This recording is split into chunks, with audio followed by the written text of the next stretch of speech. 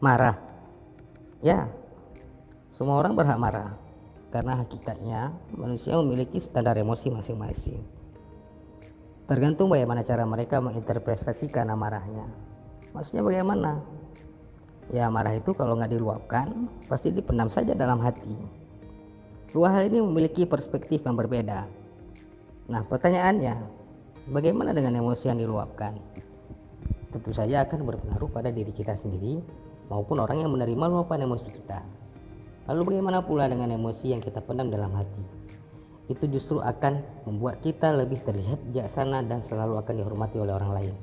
Nah, tinggal kita pilih yang mana, luapkan atau dipendam.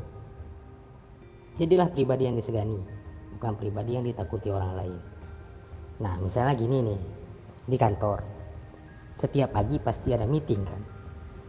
Jika Anda sebagai seorang pimpinan di perusahaan itu dan sedang mendengarkan laporan kinerja pegawai kemarin dan schedule yang akan dikerjakan hari ini, tiba-tiba kemarahan Anda memuncak ketika Anda mendengar laporan salah satu bawahan Anda saat dia bertemu dengan kolega perusahaan Anda kemarin dan dia melakukan suatu kesalahan.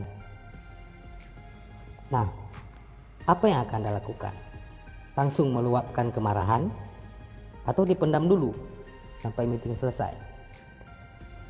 Ada dua opsi di sini. Yang pertama, jika Anda langsung memarahinya di depan forum meeting, apa yang akan terjadi? Mereka takut, sudah pasti. Yang paling buruk, jika itu yang Anda lakukan, hanya akan melukai jiwanya dan membuat dismotivasi orang lain yang mendengarnya, dan akhirnya Anda sendiri juga yang akan dirugikan. Bukan begitu?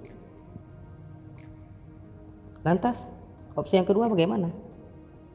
Begini, jangan langsung memarahi atau memberi sanksi depan orang lain.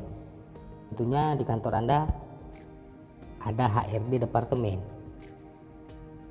Beri ia peringatan melalui HRD. Dan itu hal yang terbaik yang harus Anda lakukan. Ciptakan suasana harmonis yang penuh kekeluargaan di kantor Anda. Ciptakan hubungan emosional dengan interaksi yang baik antara atasan dan bawahan.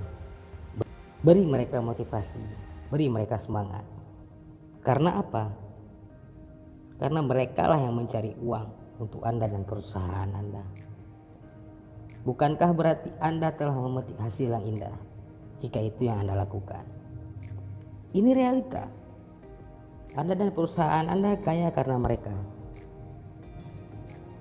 Jangan karena satu kesalahan yang ia perbuat, Anda melupakan 9 kebenaran yang telah ia berikan. Bijaklah dalam mengambil keputusan, dan Anda akan dihormati serta disegani, bukan ditakuti. Begitu juga dalam bermasyarakat.